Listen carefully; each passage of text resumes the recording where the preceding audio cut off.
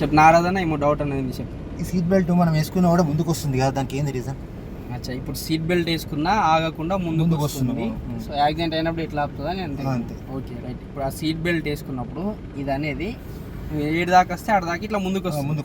So ఇది వచ్చిన తర్వాత మనం వేసుకొని ఏం లాభం, యాక్సిడెంట్ అయితే మనల్ని ఏం ఆపుతుంది అంటాం, అంతే కదా. యాక్సిడెంట్ అనేది సడన్గా అవుతుంది.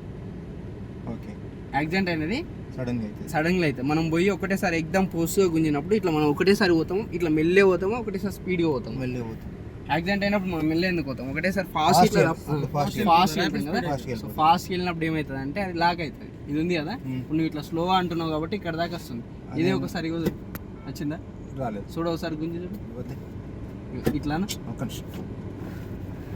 అంతకంటే ఇంకా ఫాస్ట్ పోతుంది. ఇది చూడు, ఇగో బెల్ట్ అనేది ఒకసారి లాక్ అయిందా, నువ్వు ఆ నుంచి గుంజు చూడు ముందరికి వస్తుందేమో, గట్టిగా ఇగో ఇట్లా గుంజు, ఆ నుంచి గుంజు, ఎంత గట్టిగా గుంజినా రాదు.